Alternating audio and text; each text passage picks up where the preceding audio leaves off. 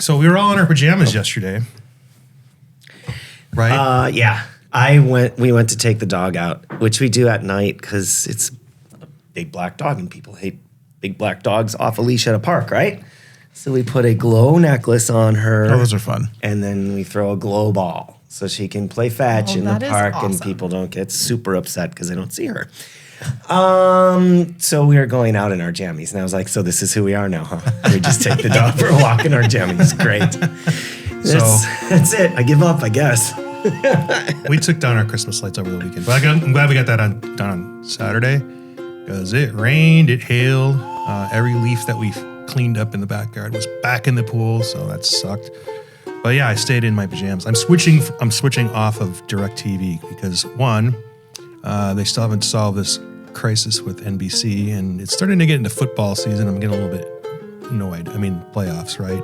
And I know that games will be covered, but they had about plus they've never ever sponsored strong beers, so screw them. Oh, shots fired.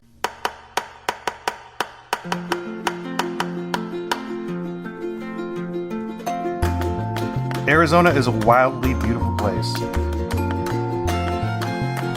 brimming with over 100 brewing companies. I'm Rob Fulmer, the Executive Director of the Arizona Craft Brewers Guild. I'm joined by Deputy Director Andrew Bauman.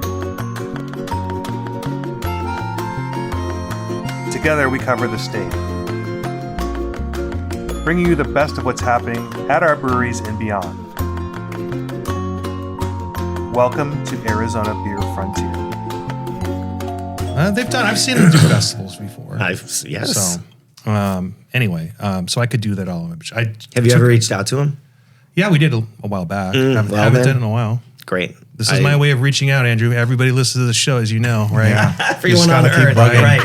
Strong into telecommunications. Like, remember, I always said during the pandemic, we switched from being a Brewers Guild to a media company pretending to be a Brewers Guild. That's right. Or a Brewers Guild pretending to be a media company. So I think they feel. We broadcast feel every the burn. single week. Yeah. Yeah. Like, remember, we were talking about, we both subsequently bought these Tableau things that you can get on the air stuff, like old school, bring up all the stations. We both bought them at the same time. Coincidentally, not even. I said, hey, we can broadcast now. Like, we could get all. All we need to do is put up a pirate, antenna and go to town. But why were you guys in your pajamas? I was also taking down Christmas as well, so I just stayed in the pajamas. I frost my tree, so I spray paint it with the snow, and it's just a white out mess in the house afterwards. So once you're cleaning up the tree and everything, so I stayed in the pajamas and then stripped them off. You guys and are then put doing a lot of flocking in the in the living room.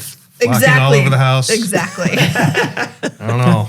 My 1-year-old lives in his pajamas, so I just kind of follow suit. Yeah. Seems like your kid's got a good thing going on. Yeah, he looks comfortable all the time, so.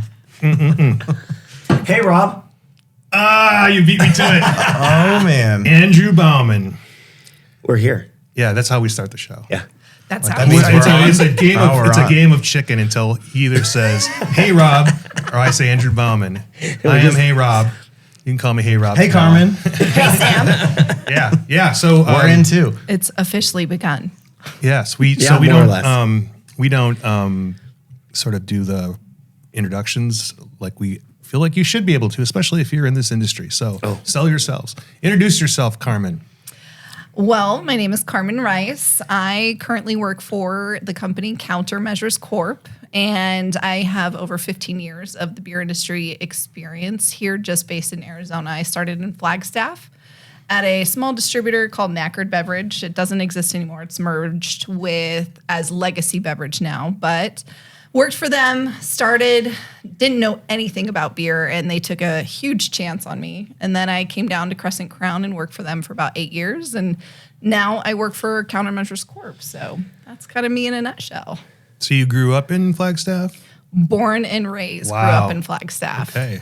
There's not very many that you meet of born and raised from let Flagstaff. alone Arizona. So. Exactly. So I decided, Flagstaff really started the craft beer thing for me because of the historic downtown right there. Right. And when I got hired on, they were like, we're going to give you downtown Flagstaff and the Grand Canyon. which is some of the highest volume you could ask for. Right. So they really took a huge chance on me with no experience. So I got crash course and I got to work alongside some of the finest individuals in the market. Bob McKeever, Brad Gardner, lots of people were just really impactful in my own learning and lessons and crash course to learn about craft beer. I remember my first day, they asked me, do you even know what an IPA is? And I was like, no, I have no idea what I practice alcohol. I have no idea. So it was crash course, and they were very patient with me. And then I was able to work my way up into the big leagues down here in Phoenix. So it was pretty awesome, to say the least, for them to take a chance on me. We're just a loose affiliation of a lot of Bergs and Phoenix. It's not like people think that we all have like one mind here, that we all don't like U of A or NAU or something like that. Well, everyone loves or we NAU. We just like to, That's true. That's go true. everywhere and pretend we don't know what we're doing. No, that's partially true.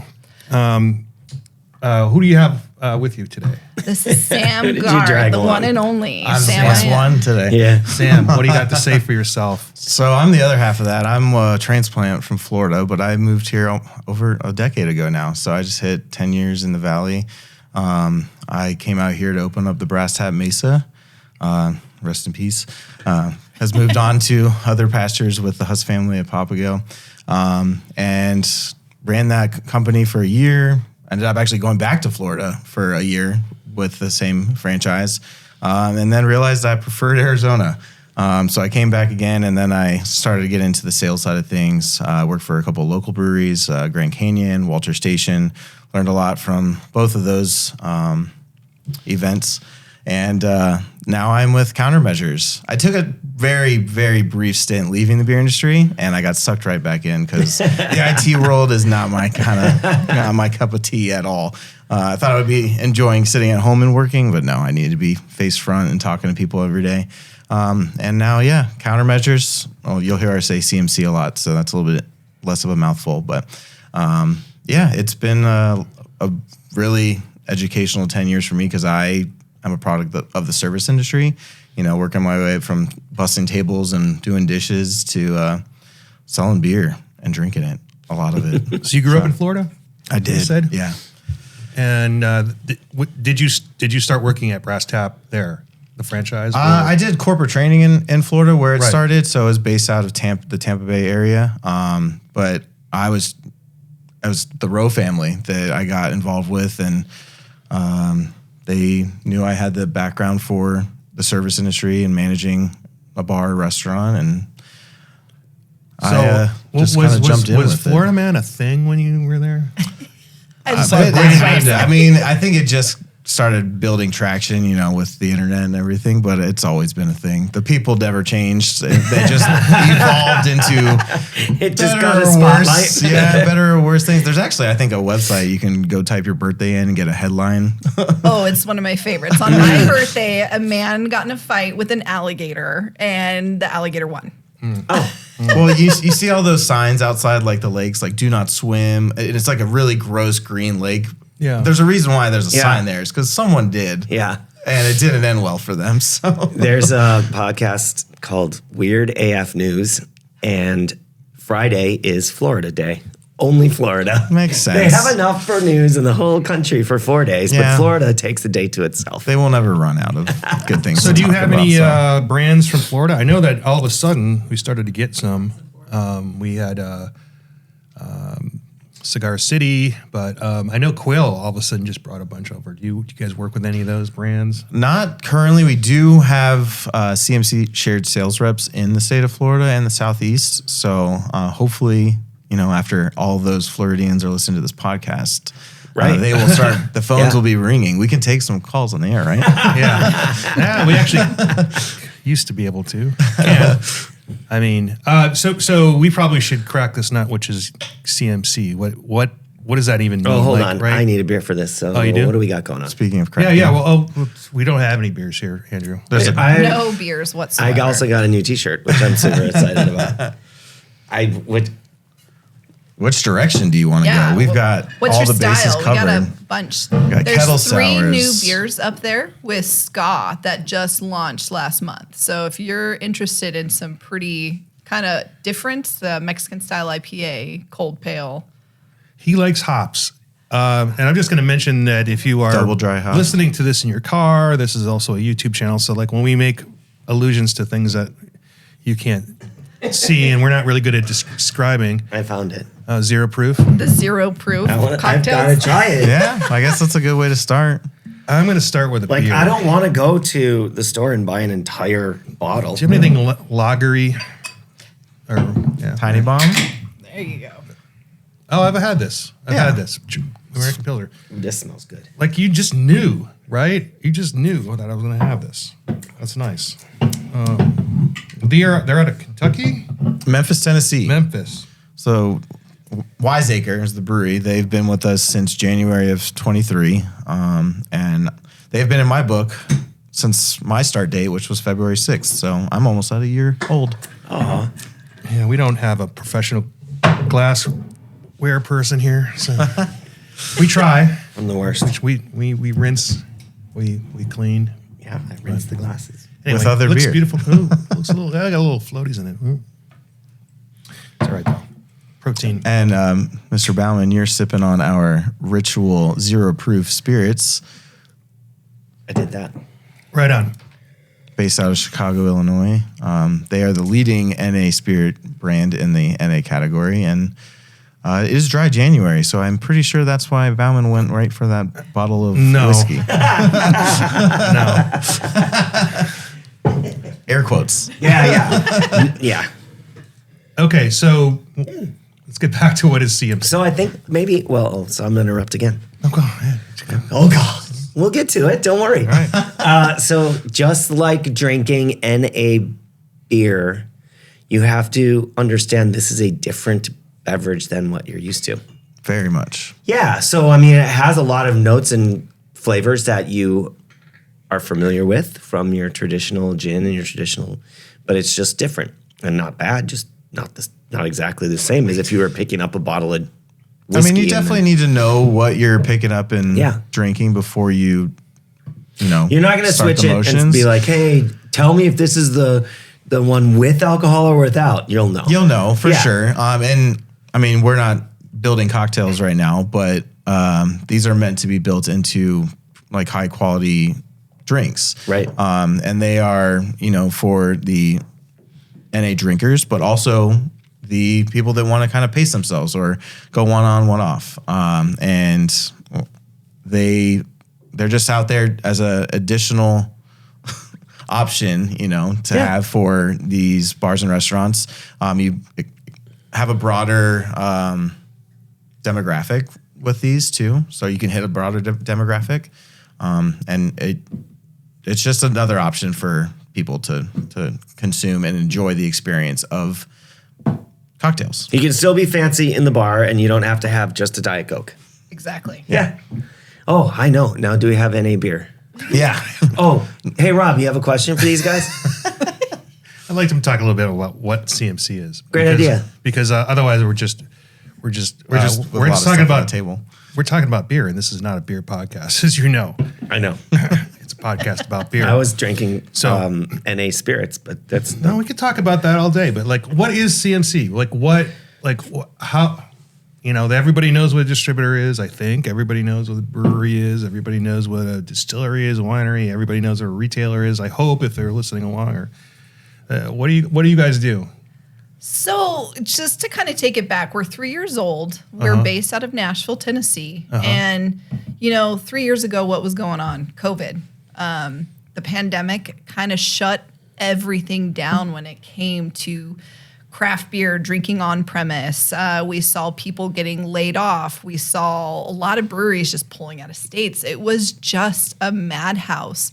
Well, we had these two brilliant guys who I believe were neighbors, and they brainstormed about how can we help breweries? How can we help these veteran reps still continue to carry on that just got laid off because there's no jobs for on-premise?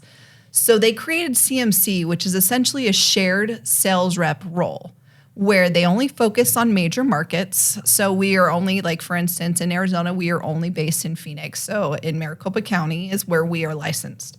And with that being said, they take these veteran reps and give them 4 brands to focus on in those major markets to help not only the breweries out, but to help also, these veteran reps that were just all laid off or, that didn't have the homes for what their talent and their experience were all just going to waste. So with that being said, these 2 men started this company and it has just exploded. So what was their background?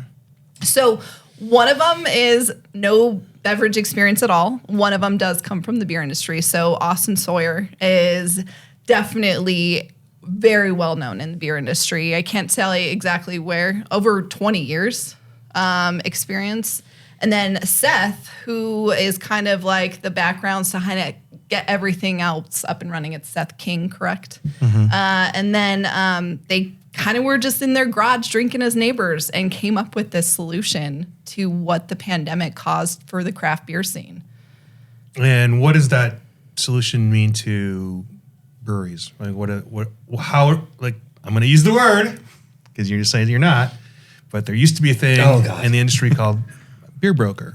So they would take brands that were dissimilar, but they would come up with a catalog and they would make them make sense so that, you're not just selling the same type of product. One, you're going to tell me you're not, and so you're going to tell me why. And then 2, and you can answer too, Sam, what considerations do you place on when you bring a client on, and how does that work?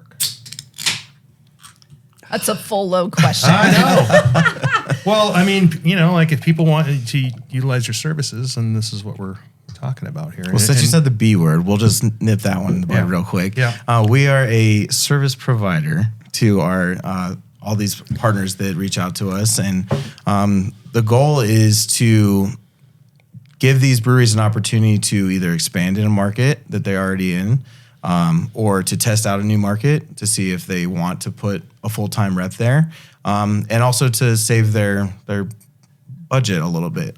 It's a way for, they still get highlighted in a group of 4. We don't ever go, it's between 1 and 4 supplier partners in each one of our portfolios. So we're not overshadowed by anyone. We also try to keep everybody distributor aligned the best way possible, so we're not stepping on other distributors' toes. So, for instance, I have been working with Scout for the past year. I have 3 breweries within that portfolio, including Toppling Goliath, Wiseacre, and Calicraft. And then, Ritual is my 4th brand, and they're with Breakthrough. So, again, Ritual being an NA Spirit, another distributor, it's a nice way for them all to mesh and still play nicely. Crescent Crown is another one of our big.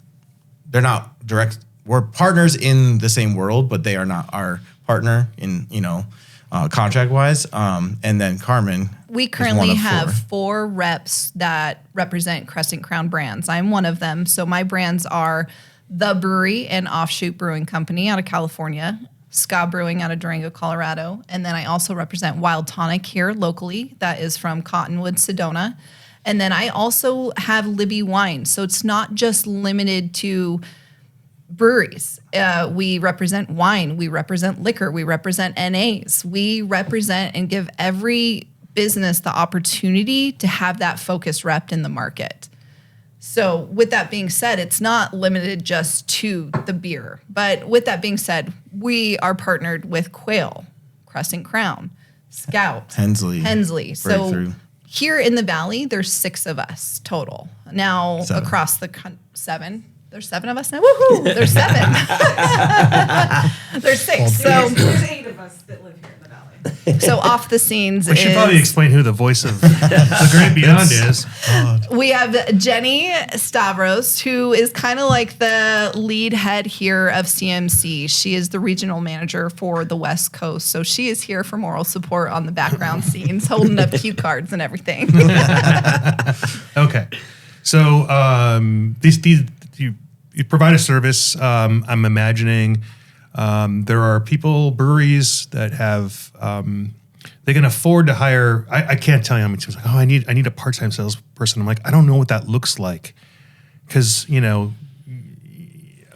it makes sense to me that you would use somebody's who has is full-time, because like there's no such thing as a part-time salesperson in my opinion. Correct. So it's a good way to, if you can't get to a one full-time employee, it's a good way to sort of spend some money, get some work done, build a brand, and not have to commit to hiring full-time A full people. salary, yeah. Because I don't think at that scale you grow in increments of One individuals person at a time. right? Yeah. So it makes sense to me on that scale. But you also work with bigger breweries, yeah. So how does that work? Same way, or? So one of our biggest is Montucky Cold Snacks. We have a local rep here, that Nikki Mora. She came from Hensley. She represents Montucky. And so just to give you an idea, we are also helping them with national chains. We have a full national sales team that also focuses on national authorizations and sales, trying to make those contacts throughout the country. So with that, in addition, we have those major brands to be able to take care of those. But another, what's another major brand that we also, Wild Tonic being in 50 states, that is pretty huge. Now, I know I am, the only CMC rep for Wild Tonic right now, but for my wine, Libby, which is brand new, just started, I was able to launch them here in Arizona, and now they have now officially launched 5 other states outside of that. So, little bitty brands are growing to be nationally recognized brands. So it all just kind of depends. We have reps all over the country. We are now opening up soon to be Nevada, California. And that's just the start. Right now, I believe we are in 33 states. 24, sorry. But soon to be 34 states. Yeah. Growing rapidly, like you said. Yes, started exactly. 3 years ago. And just Arizona alone, I was the 3rd sales rep, and we're at 6. Yeah, that's cool. So So a lot of opportunity. It's such a valuable business. So many brands really just doesn't make sense to have a full-time rep. And like I've heard, rule of thumb is like a rep is $100,000 between their car and health insurance and salary. You're starting at $100,000. How could a small brewery make that a realistic investment if they're just going into the market and be like, okay, we're just going to invest that much into it? They need to buy cans, yo. Like they need to buy pack there are tags. other things on the back end that So a to lot of have, people don't see. Yeah, to have someone that's dedicated to your brand, even though it's 4 brands, seems like so manageable compared to what a distributor rep does. Like, oh, we have 150 brands. I know everything about every single product. No, I have 4 brands, and we rep 4 of each of their products. I have 16 products I'm really pushing. Yeah. That's amazing. So sometimes those, account visits are a little long-winded, but you can also cater to the needs of, we know what we're doing. Like Carmen said, we are bringing in veteran sales reps that already have an idea of the market that we're in. Jennie put together a really great team. And we value our relationships with our distributor partners. I think we're going to have to take a little break here because this thing ran out of memory. No juice. We filled it up too much. break No, but for you guys, it doesn't mean you just stay put. We'll do a water break, Yeah, if you need to get up, go. AKA beer.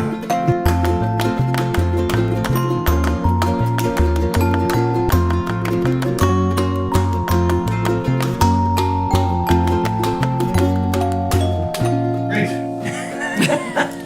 Good, perfect. Like nothing ever happened. Excellent. All right. We're back. Oh, hey. You want to tell us who you are, Jennie? Hi, Jennie Stavros. I'm not going to drink your coffee. Oh, thank you. It's very delicious coffee, Rob. Thank you so much. Oh.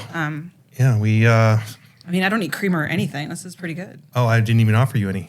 I don't even have any. You didn't eat it. It's really good. This is the fuel we work off of.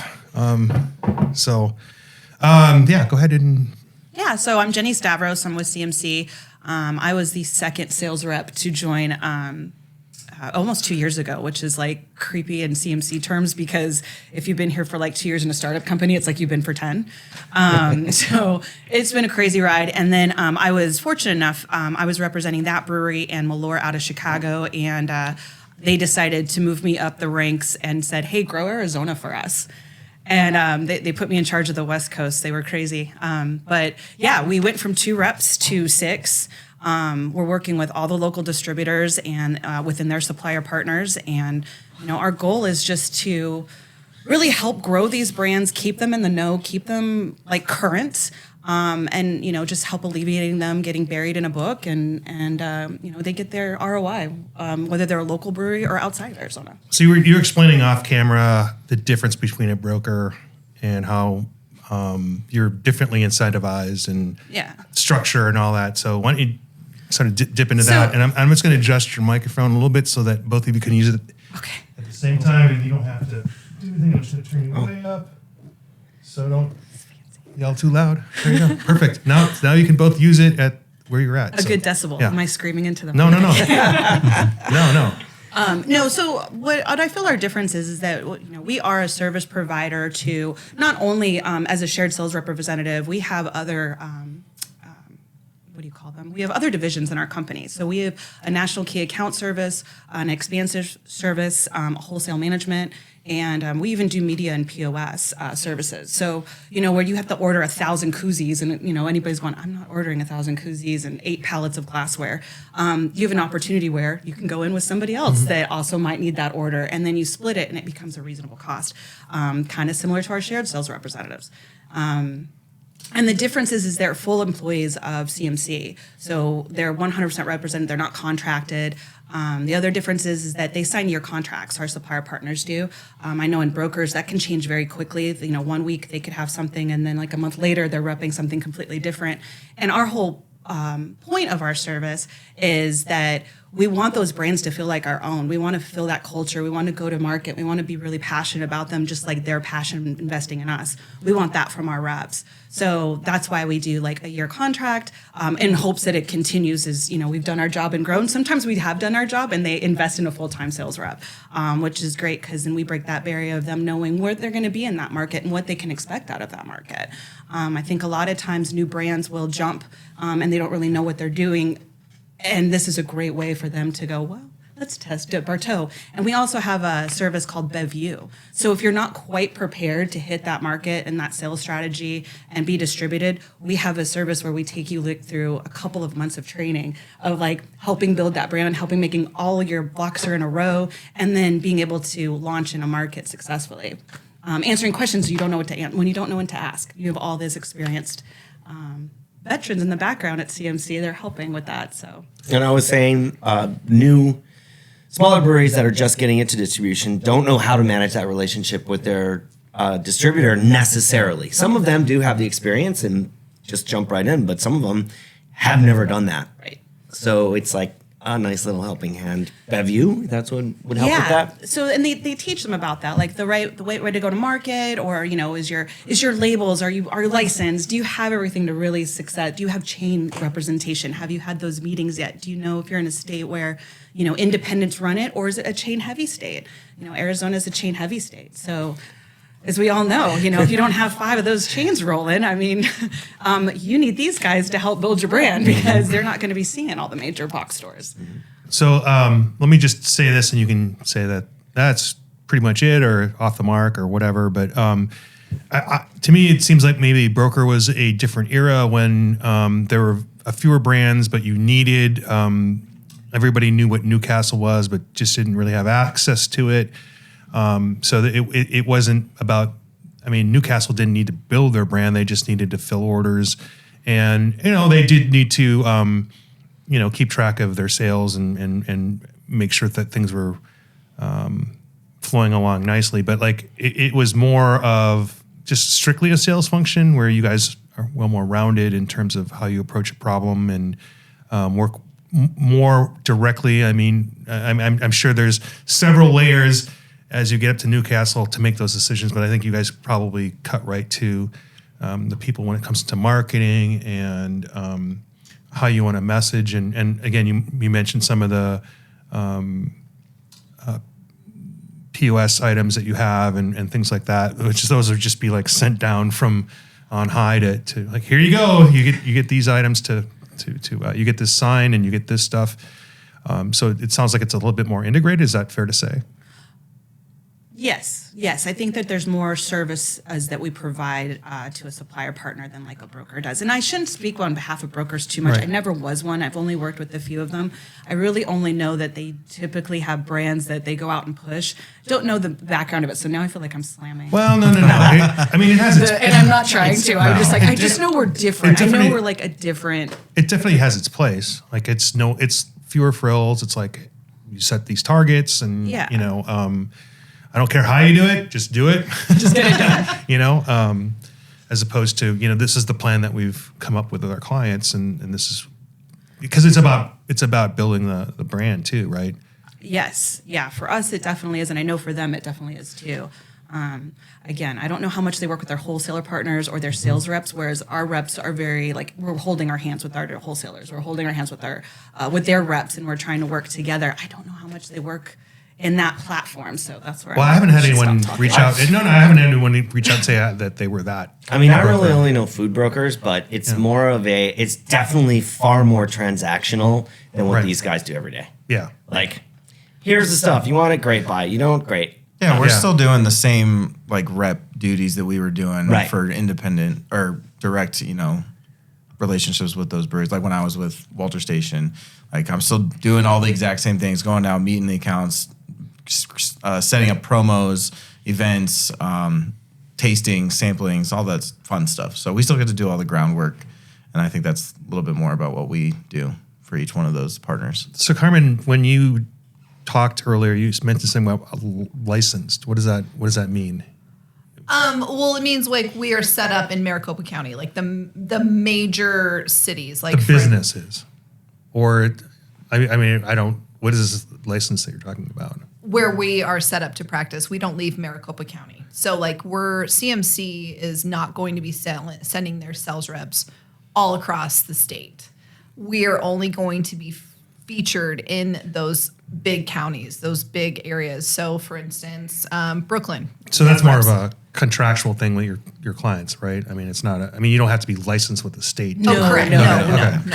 Currently the reps are Maricopa County and a little bit of Pinal County. Basically, if you put a pinpoint in downtown Phoenix and circled like an hour around it, that's the area we cover. And that's the whole point of being saturated in a metropolitan market, because we want the customers to see us more and more versus when you only saw them maybe once a month. We want to be more regular basis, so we can, again, help grow the brand, get those rebuys, and do our job at the end of the day. Rebuys. I love rebuys. We love rebuys. Yes. That's like the heart and soul of our business. So I don't know if any of you had the opportunity to be the first rep to all of a sudden interface with a distributor. Like I would assume that happened, right? Like what is a distributor's reaction to y'all? Great question. I would imagine is this a threat? Is this an asset? Is this how do we work with this? This is like, I'm sure some of them have experience or more open to it than not. It's a great question, Rob, because it really does take our wholesale partner to believe in what we're doing and understand that we are a layer of support and we're not just another person like, can we have this? Can we have that? We need this. We need more focus. We need this. I think what we've really learned, especially in Arizona, is that we're really out there to do a layer of support. We are not there to piss off a rep. We're not there to be on the brand manager's door and asking for more meetings and asking for more reports. Their job is to literally samples, sell sheets, go hit the market, liquid to lips. I mean, that's what they're not supposed to be. They're not doing AVP meetings. They're not in the big meetings like inventory meetings.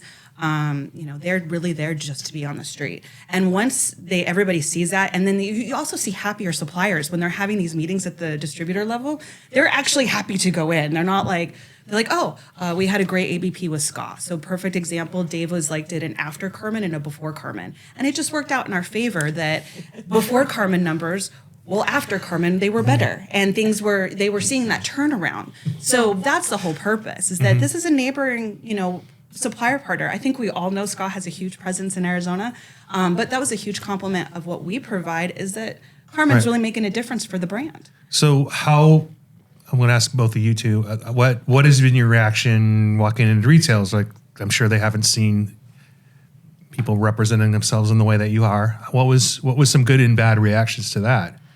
Well, a couple of things, like for instance, the brewery and offshoot, I was kind of their first ever rep in Phoenix. They had a person that would fly over once a year, occasionally, but for the brewery and offshoot, having a full-time rep to be able to focus on those specialties and those rotators and those one-offs and everything like that, and to let them know when it's coming, it is a night and day difference to be able to communicate that, because just having that extra layer of support just made the night and day difference for the brewery and offshoot. And same with SCA. They launched a lot of new beers. They lost all their chain authorization after COVID, and now they are finally getting back there because they've seen the numbers grow, and they've focused on kind of what they needed to focus on to get better, to get back into those chains. And so this year we're launching back into chains. And so it's just kind of like these breweries after COVID have taken some time to think and invested where they need to. And now it's kind of on the upward movement. Now, for instance, with Libby Wine, they were first into Arizona to launch outside of California. And we have 67 handles in the market, just to give you an idea. So Libby Wine is a draft wine made to go on beer lines, which is totally most different than a lot of wines out there. So it was brand new. And with me, as a veteran rep, I didn't know anything about wine. But I knew exactly, because of my experience, where to go to learn, who to talk to.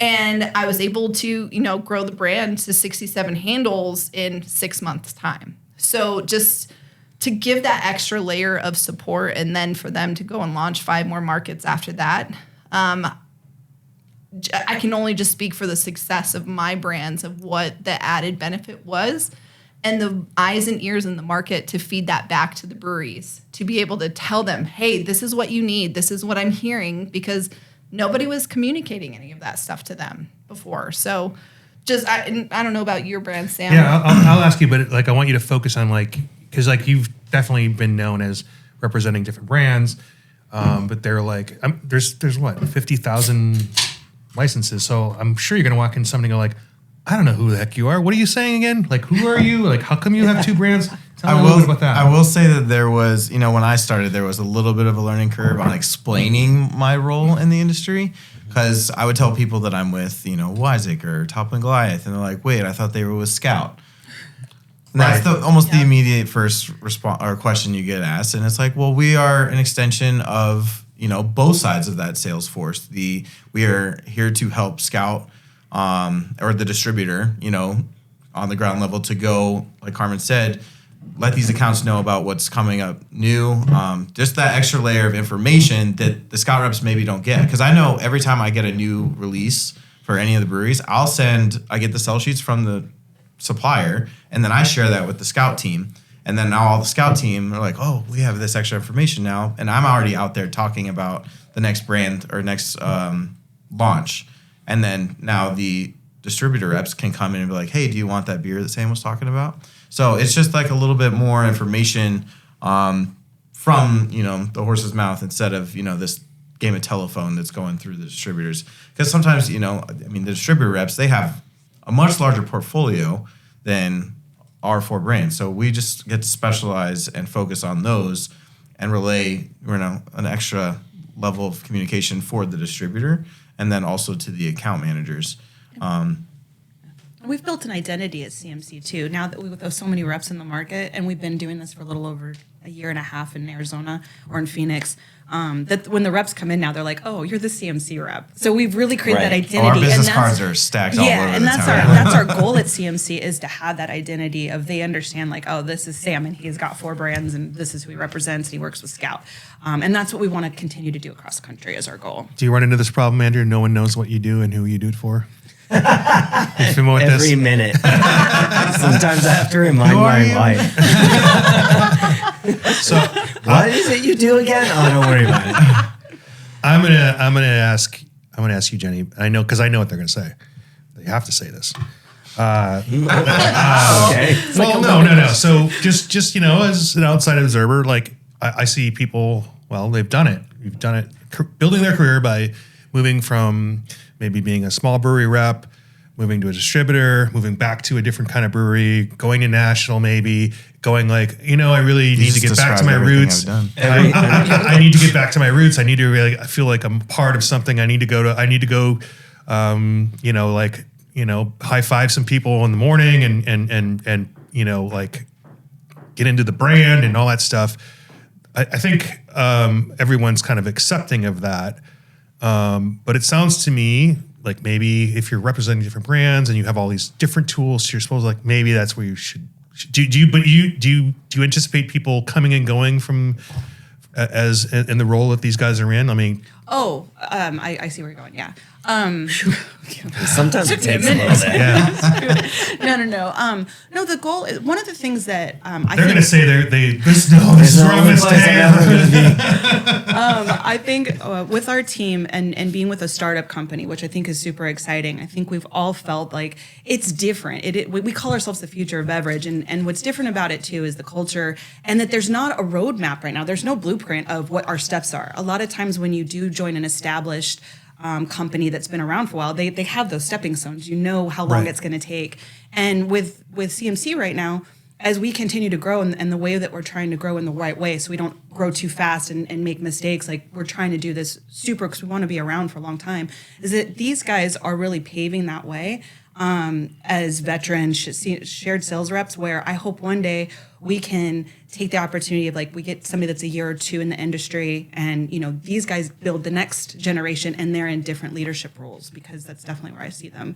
I'm hoping it's not revolving. I think what we've successfully tried to do is, again, create a culture where we offer a good salary base, a good good bonus base, but we offer that because we want to pay these guys what we feel like they're deserved. I think a lot of times we're shorted that in the beer industry, and actually, can we cut that?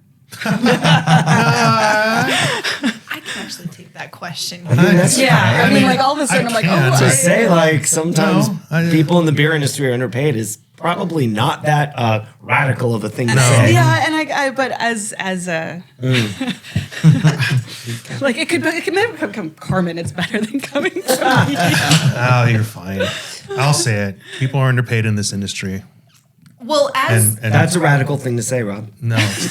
coming from Crescent Crown, and you're repping hundreds of breweries, and you have promo, you have to hit your 20 accounts for that day. There's so many things that you're trying to make every brewery feel like they're number one and every account feeling like they're number one. And as a mom in the beer industry, during COVID, like, man, that was a really hard balance. Homeschooling my kids, still trying to be, the best sales rep I could be for Crescent Crown. And just the work-life balance was not there. Convenience store sets. And so with that being said, I left for a year and I decided to try something else, a new venture, try something else outside of the beer industry that gave me a little bit more of a work-life balance with my children.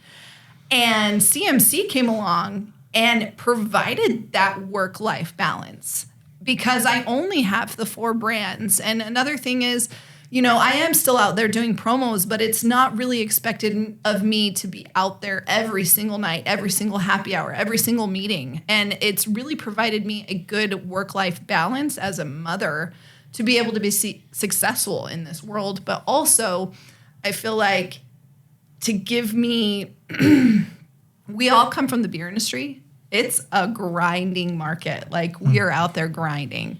And so with CMC, they they ask us 10 accounts a day, 10 pitches. And that is super doable for all of my brands. And versus my 20 account visits where I'm keg rooms, throwing kegs and inventorying. So it's just created a healthy environment for me when it comes to a work-life balance. So as a beer rep coming from a distributor lifestyle to this is what I'd prefer 10 times. Are you doing handle surveys every time you step into an account?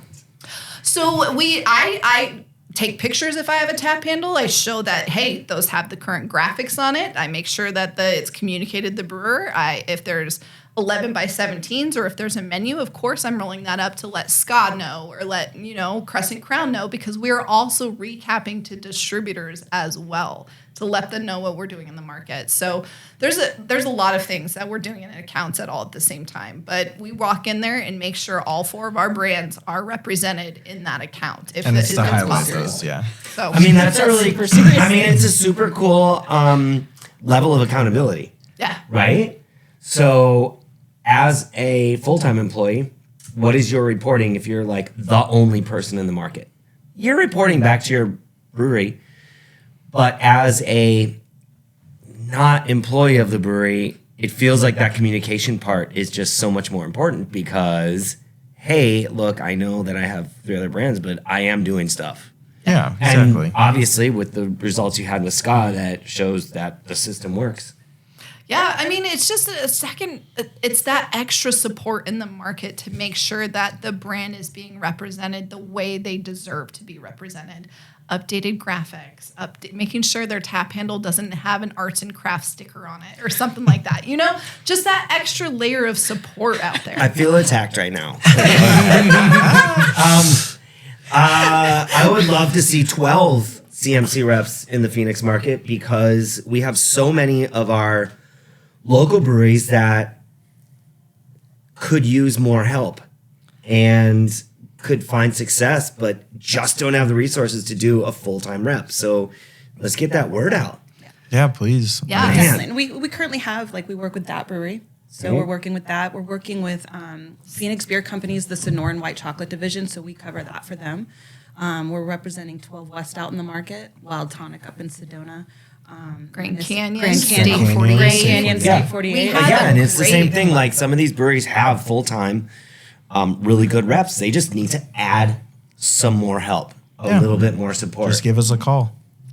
Okay, Well, no goods or services were provided in exchange for any messaging. And Sam, take views back are the not sweatshirts. of the Arizona Crafters Guild, Hey, you but the know what people I on the like show. is that CMC, as soon as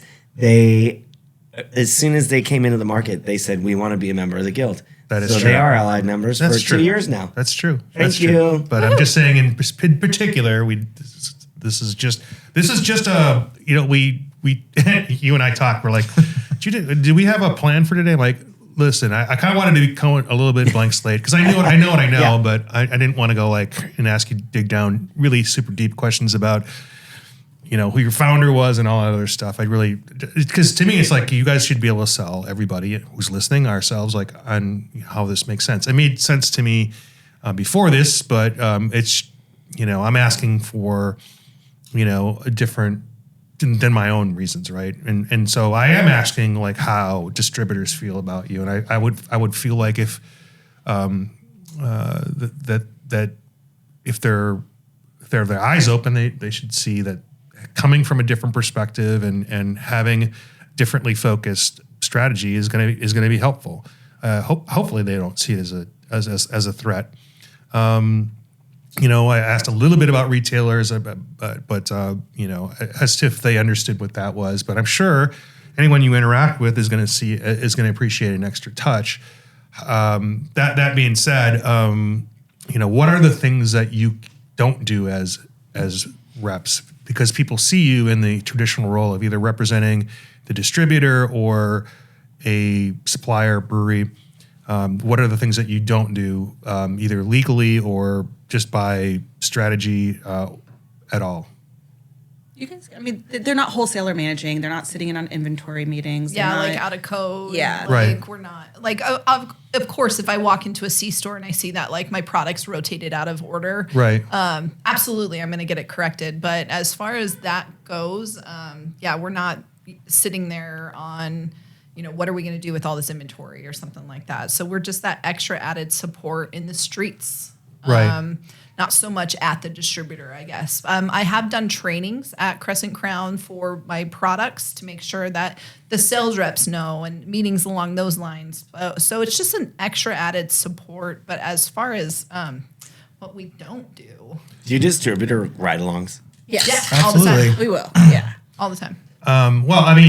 So you talked about, I guess, I think mostly been talking about on-premise, but I'm sure you do off premise too, but how much in the chain grocery stores at all? No, not really. Yeah. So like if we had like presses in Target, so like they've asked us to go in and, hey, can you check this end cap, make sure that, it's there. It's like on a per priced case right. basis. though. We're not in there like throwing the display up or the end capped up. If they sell in a display, they will do that for themselves. Well, We're not Ritual, passing for that example. back. Yeah. Like Go for- ahead and talk about Ritual.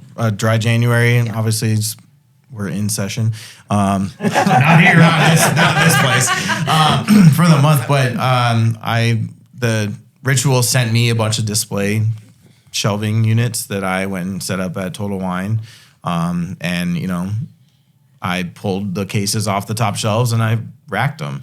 So I mean, I think it's a per case basis kind of a thing, and it's based on the communication you have with the distributor and the supplier on what we're willing to do. There's not really a you have to do this or you don't have to do this kind of thing. It's kind of what we're willing to do that'll help the brand, and there's a little bit of wiggle room in there, but percentage basis. Right.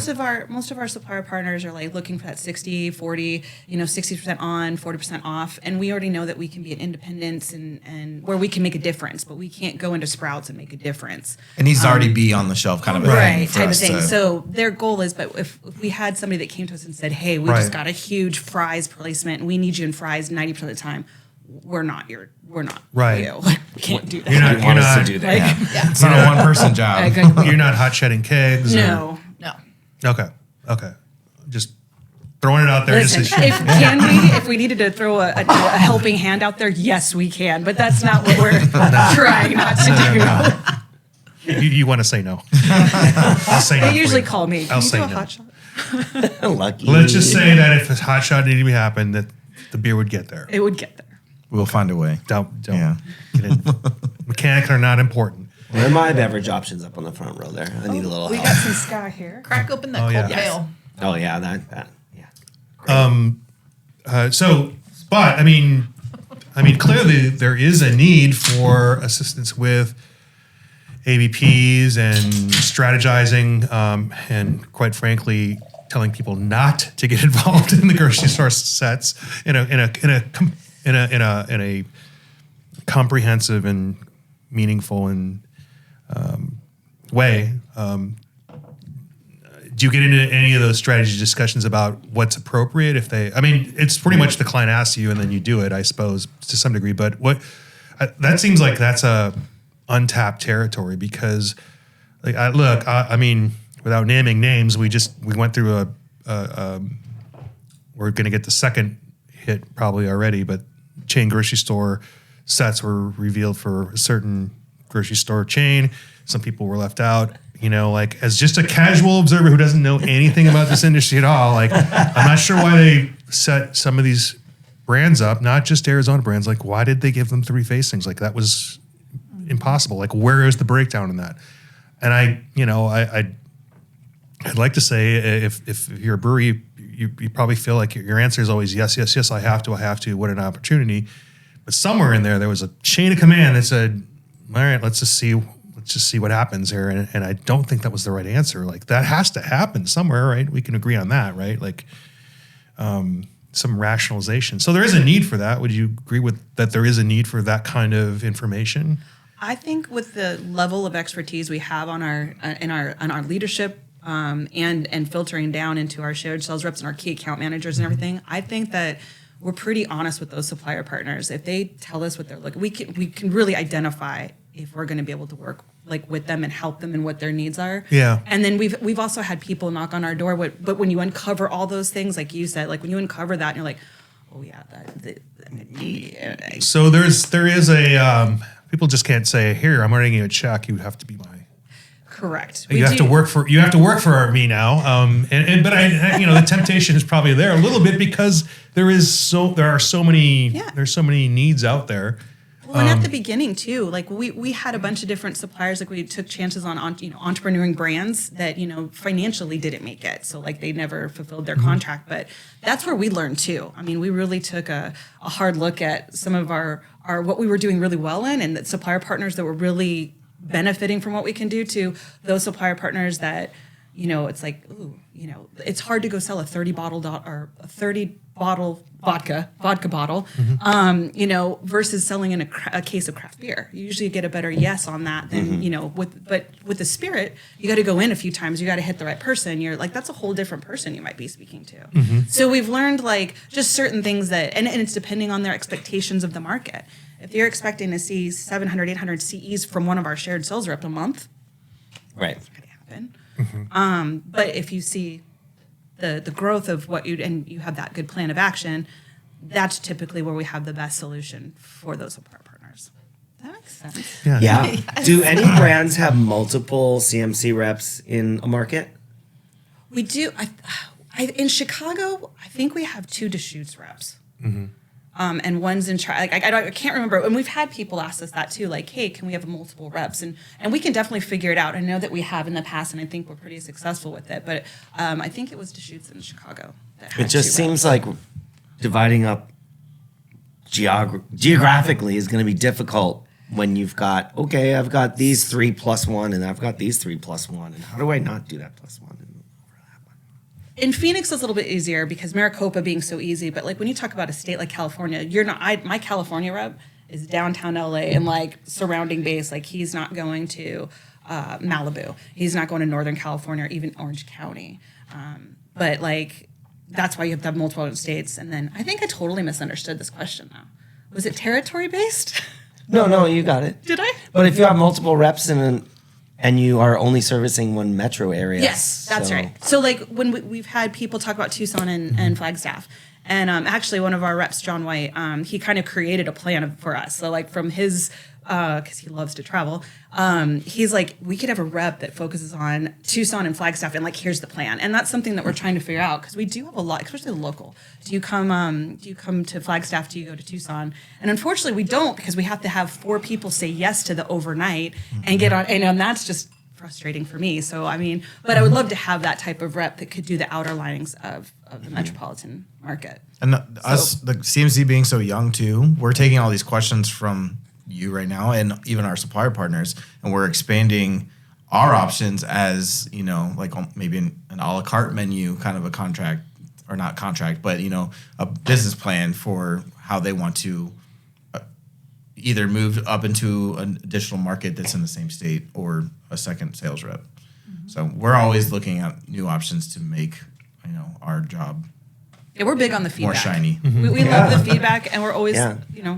we're learning as we go, and we're creating this great idea into what it is, and we're always learning. And Austin's, Austin, Seth. I mean, Seth coming from the medical field, this poor guy, his whole career in the medical field, and he's had a 3-year like crash course in beverage. He's like, this is nuts. It's been amazing to watch. Like We sell medicine. regulation in medical field is pretty big, but not like this. We sell medicine too. We do. I'm drinking some right now. But yeah, it's just been an incredible ride, incredible journey. And we don't say no. We just go, well, let's see if we can figure out an answer. Let's see if we can figure out a solution. See if we can do it. So we just keep working to get better. So you've said that this company was born in the pandemic a little bit, post-pandemic, right? I mean, Seth and Austin being neighbors is true, and them having beers in the backyard is true. Yeah.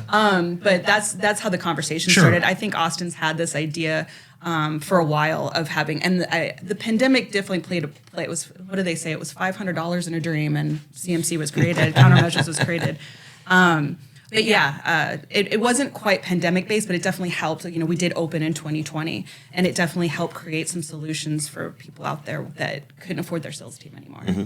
Sure. I mean, it definitely was. I mean, we have breweries that started in the same way, and like their experience is a little bit different than people who started before.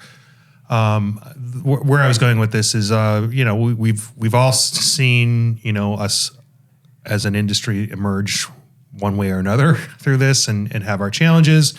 But we're facing some numbers in terms of the popularity of beer. I don't know if you have seen any of the stats. Like we all drink about the same amount of alcohol, but it is, the RTDs and spirits is having a moment.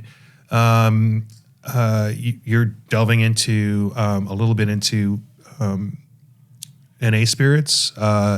It seems like like you're also though built on people who work with beer distributors and beer. First of all, like personally and as a company, what are you bullish on beer?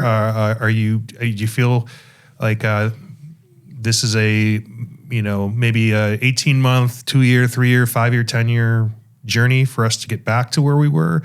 What are your feelings on the popularity of beer and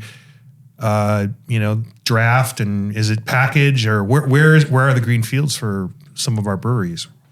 Carmen and Sam, I'm going to direct that to you. You guys are in the market a lot more than I am. So what do you guys see? We've all seen craft beer not where it was. We've all seen that movement of how it's kind of changed. But I think that also goes with the saturation of the market. Everybody is opening a brewery, and then we've kind of gotten to this head.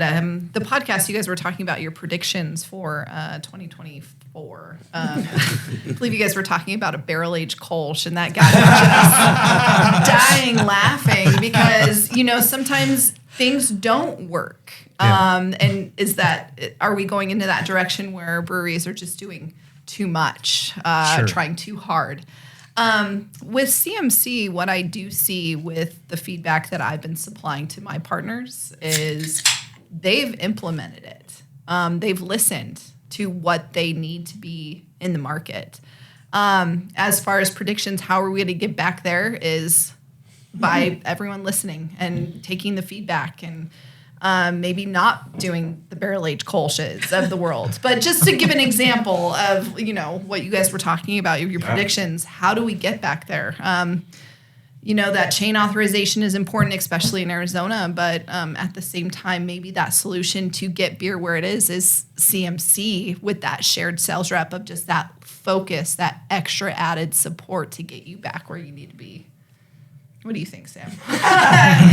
I think liquid to lips is probably the most important thing out there with, how many new breweries we're seeing locally or non-local. I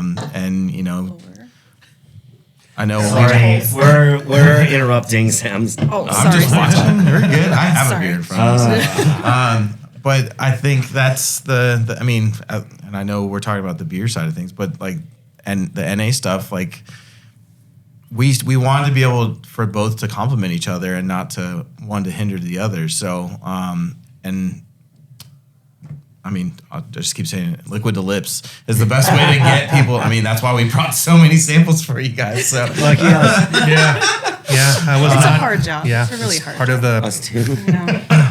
I wasn't convinced until I saw a table full of beers. But Now I know beer is fine. Yeah. And these beer festivals that are coming up, Strong Beer being the most exciting one we have on the forefront, is the best way for our new supplier partners to get in front of Arizonans and to let people know what they have and where to get it. In Arizona Beer Week, for instance, we are out there, me and Sam, and I can speak for other CMC reps, we are out there planning impactful events to get the word out for Arizona Beer Week. For instance, Hungry Monk, I'm doing the Black Tuesday and Donuts with the brewery. So Do it. It's not, get on it. Yeah. Get on it. Trying to create that excitement, bring that happy hour back, bringing the excitement back to beer and getting together to have good brews and celebrating good quality craft beer. And Arizona Beer Week being right around the corner is kind of where I feel like is a huge impact in Arizona that brings that excitement back. I'm glad you're saying all this stuff, and I'm also glad you listened to the show and are still here today to take part in it. I have this discussion, and I guess this may be news for some of our breweries. I feel like when we talk to our distributors, we have a similar role. We offer all of these tools, but we can't make any one of them use them. We are open to suggestions about how we can help any one of the businesses. We are locked into policy and law, but those are certainly important. And I know both of you have seen that, even if it doesn't directly help your cause, it builds a culture and a character and a again policy to promote beer. But I think we were all kind of wrapped up in like, oh, we were excited about Beer Week, and then we were asked to, or we put ourselves in a position where we were doing more than we really wanted to. And I've always told people, and I'm sure you guys do too, like, you don't have to do all of it. And let's just work on targeting and making it the best experience for you. And if I literally tell my brewers, if you don't want to do any Beer Week events, I actually don't care. But like, then set your staff up to enjoy some of them and attend some of them, because I think that's as important as anything else. So, I'm glad you guys are thinking about festivals and Beer Week in that way, because I think we sort of have to transform that back to what it was. And it is getting the information out to more people. And, at this point, there were brands that were in Arizona that I know have gone away, and some of them are back, but I don't know that. So if I see an event, I will know that they're back. I just, when I started, there were several larger out-of-state breweries that were in the market, and they were operating at a high level, and they kind of fell off even before the pandemic, and some of them are back.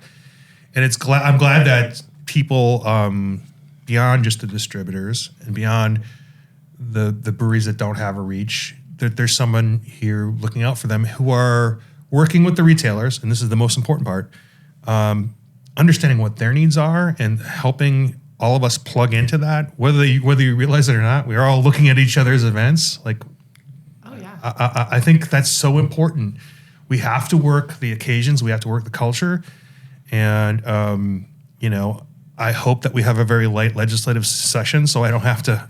It's an election year, so they're going to be wanting me to get out of session soon. I don't know, man. I don't know. But we were talking about this photo here and some of the stuff. Like my third year, we were running bills like full time in the height of Beer Week in 2014, 2015, and we had some beer distributors that were against us, and we invited them to our festival. We made them wear wristbands that said "Support our bill." But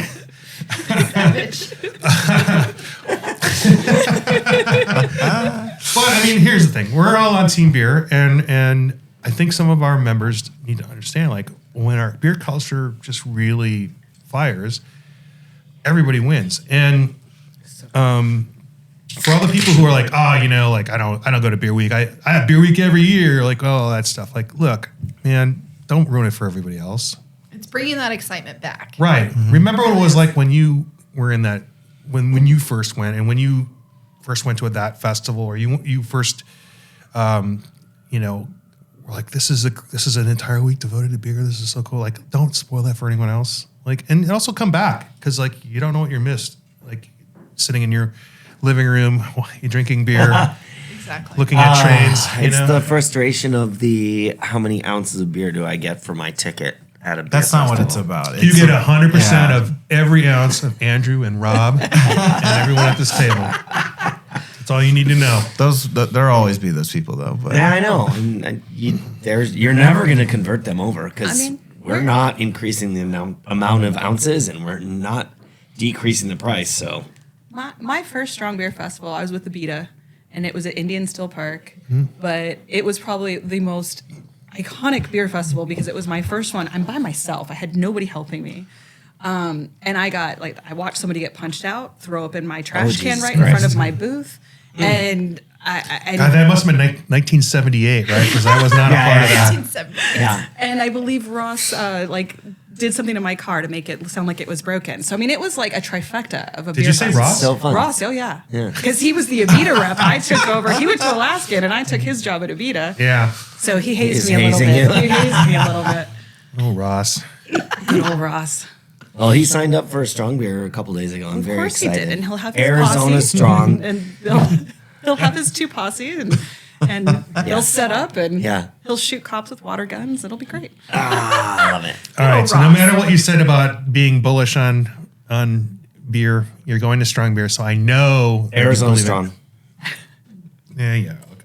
I changed it like a I'm long time trying ago. so hard. It's also beer. Beer, beer, beer. We're in Arizona Right. I know. for strong beer. So I mean, I don't have a logo. without telling me who, tell me about some brands that you wish would sign with somebody like you. Just not. Wish Don't tell me who. What is he Don't tell me doing? who. Just say, like, do you have a list in your head, 3 or 4, and how does that work? Do you go like, do you have a process for recruiting some of these people?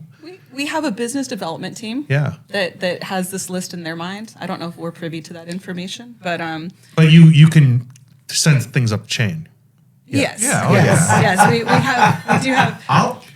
But you go in and you say, I represent these guys, but those guys over there could use some help. And Like I'm shopping in Crescent Crown's portfolio. Yeah. Like, Yeah. I'll take that. Catalog. Yeah, exactly. Yeah. I mean, Of course, everyone has their breweries that they wish, or but Right. I feel very lucky to be representing Ska and the brewery in Wild Tonic. Like, they're some of my favorite OG. Like, I have believed in Wild Tonic from the beginning since Crescent Crown started selling them. Ska with Ron. He was my first work with back in the day. Ron, who is now the Owner of Main Ingredient. He used to be the Ska rep back in the day. And we're just throwing it out to some people. People don't know. so yeah, there's only one Ron. there's only one Ron. But know. Ron People was that don't live in Arizona We do are listen to like, this sometimes. listen, man, guys who wear hats notice other guys that wear hats. First of all, so even beyond that, yes. He's a Ron fedora man. was literally the first one to bring Ska outside of Colorado. He Yeah. talked them into coming and hiring a rep to Arizona, and he truly wholeheartedly believed in it, drove up there and just told them, hey, I'm going to work for you guys in Arizona. So anyways, he was my first work with, and Right. he was the one that asked me what IPA, if I knew what an IPA was. I didn't know. So it was interesting. So just with that being said, we all have our wish lists of breweries and who we are fans of. But as far as how CMC goes to business with that, man, it's word of mouth. Yeah, I word of feel mouth like. is the way for sure. I can. Oh, don't kid yourselves. We cold call all the time. I was gonna say, I'm like when we're out in market, at least when I'm out in market, I've run into other brewery reps that have asked me what we do, and I've given my business card. I'm like, just give me a call. Absolutely. So or wine reps or liquor Yeah, reps, not just they'll see breweries. us pitching and they're like, wait, why are you pitching so many brands? Who do you work for? I don't recognize CMC. So we're constantly out there pitching also, and people look and see what we're doing. Right. They see the CMC business cards on people's desks. See, I didn't even get into that. Other beer reps, like, what do they think? Like, some of them. Some of them are jealous. Some of them get mad too. I wouldn't say jealous. It's definitely it's new. It's exciting. It's different. I brag about the work-life balance all the time. I feel like Jenny has everyone knocking down her door for the next position because we are still growing so fast. I mean, I last year I was supposed to be the last hire of Arizona, and we've hired two since then. The last hire? Yeah, and the I year. How are we started gonna have in 12? June. For the year. Okay, all right. I started Yeah, we in try to grow June, and smoothly. instantly they hired 2 more. So it changes, and we're growing, and I feel like CMC adapts to the change very quickly, and that's one thing that I really appreciate. Seth and Austin, they listen to the feedback and they adapt to the change of what makes us better instantly. They listen. Sam, we got to wrap this up, and I want you to recommend one of these, and I'm going to go grab a glass. But we have to wrap this up because we're going late. That's kind of my thing, is going too long on everything. I mean, I don't like So to, he does all the setup. I and don't you want just to make brag. him I don't want just to brag. torture I'm him. just saying. I only have 4 glasses. What's your go-to? What's your go-to spirit? Something exciting about Ritual too is they're going to be one of the sponsors of the Tiki The Oasis. Tiki this year. Oasis in April. Yeah. Yep, they're gonna be the NA sponsor. It's cool. I would Yeah. say the gin and the tequila are definitely the most popular of the bunch. Oh, hit me with that tequila, yo. He's only got The tequila is the blue. In market, I get the tequila is the one closest to the real thing. So I mean, it doesn't. Okay. I mean, just can the see nose, why. just the nose on it. I mean, it smells like it's the tequila. ingredient- They does. use really good quality ingredients. I close it. They want it to be as close to a spirit as possible just want without Well, I gotta the need good that stuff. noise. Yeah. It smells great. It makes it really kick ass hard. So some of the places that already have zero proof menus, Spokes on Southern is featuring a Ritual zero proof menu. Alchemy 48 is the new speakeasy underneath Level 1 in downtown Mesa. They have Ritual products. If you're in way North Scottsdale, Ling's Walk Shop, they have been doing a zero proof menu with Ritual since early December, and the three of us actually were just at Chantico on Arcadia. They have a full Ritual zero proof menu as well, so they're hopefully going to be some more soon. I've got a bunch of stuff going out there. I've had some fun conversations with some of the brewery tap rooms too that have full bars because a zero proof option. Everyone's already doing NA beers, so why not? So I did what you did. Maybe I popped the cork. I could smell it, and I poured. I'm like, oh, I better not have too much. So at least, like, as far as the sniff test goes, is I haven't had it yet. I haven't drank it, but I mean, as far as that goes, I was like, oh, I better not. That's too much. I mean, This is a very tricky substitute that no one would know the difference. And the No one would know tequila, the difference. the best margarita I've made with this is just fresh agave and fresh lime. Like, there's nothing the else. nose you of it, really need it to it. implies a lot. It's Got a spiciness on the the palate. the little chest burn to Has it. a little that, burn nice. to it. Yep. It's great. And all of them have that too. It's in order to imitate the real thing. So. But there is not that on the tongue. So like I know people who enjoy some spirits, but they're like, oh, if I do a shot of it, it just burns my mouth. This is not that. So this Right. might actually be more enjoyable for people who have that aversion. If like you could definitely not have that mouth burn. But No, but get the and you could sensation. make a margarita with that, and no one would know the difference between that. And So my favorite thing to do is walk into an account, not even ask for the manager or the buyer, is talk to the bartender and be like, hey, what's your most popular cocktail? Make it with this as a substitute. And then I have a drink ready. Is it for one the to buyer. one? Yeah. You So any 2 ounce, 1.5, 2 ounce, 1 ounce that goes into your existing cocktail. And that's the best thing about it too, is you don't even have to create a new menu. You just put a little star next to it and be like, we have a zero proof option. And then I have the drink ready for the buyer when they walk up. I'm like, hey, just give this a try. And they're like, oh, what are you selling? don't give all your secrets away, bro. So this is the whiskey. He's and on it a has full-on so sales that pitch right now. it doesn't have that as much of the heat smell, but has that bubblegummy whiskey aroma. Oak thing. Yeah, there's definitely some oak. Yeah. Says it right on the bottle. Yeah, you're gonna feel like a professional shot drinker if you drink this. You're like, that was nothing, but it's tasty.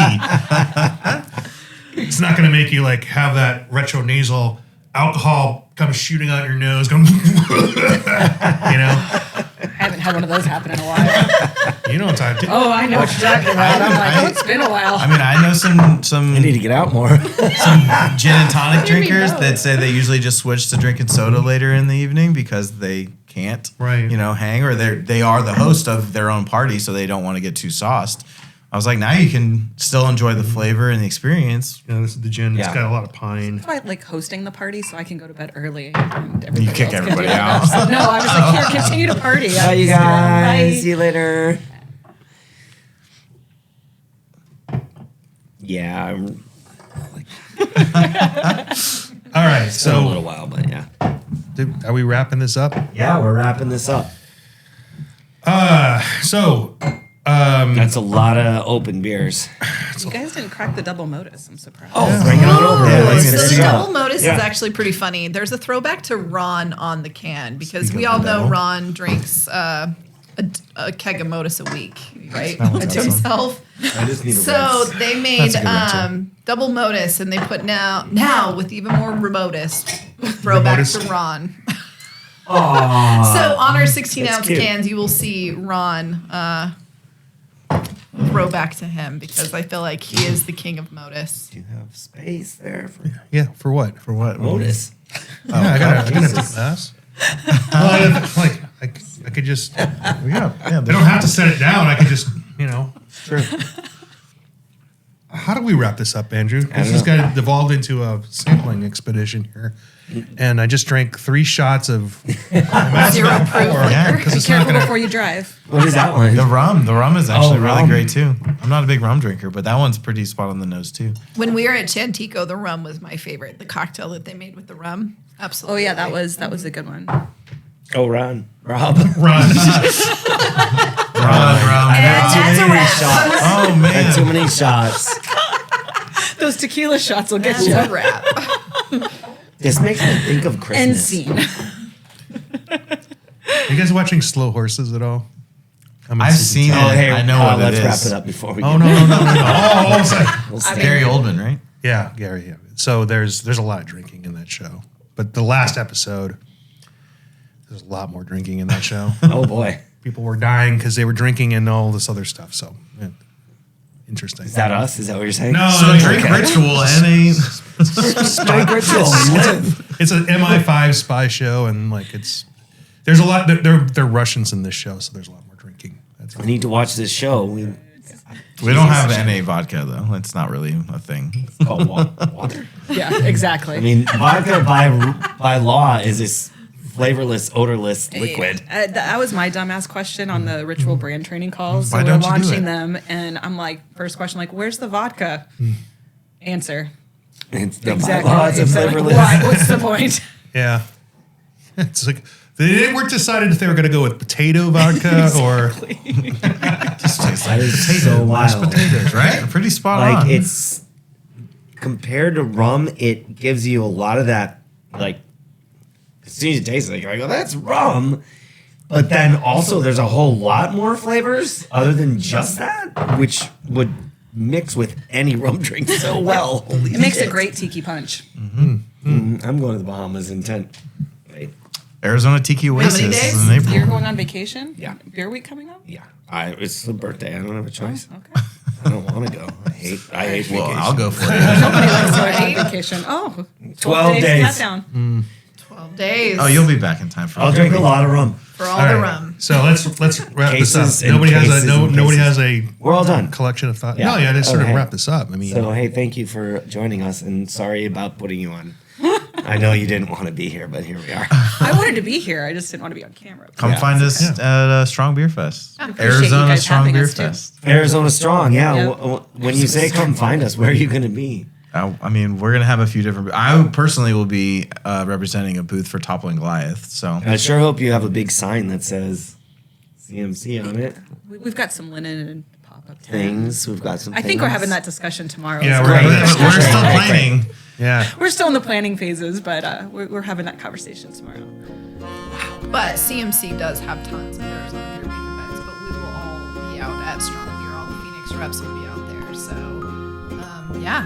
Come No see barrel us. aged Kolsch. No barrel aged Colson. Sorry, guys. And that's a wrap. Thank you. It's not a beer podcast. It's a podcast about beer. I hope you guys understand that concept. Sometimes, Absolutely. Sometimes the beer finds you. sometimes the any spirits. non-alcoholic spirits finds you. All right.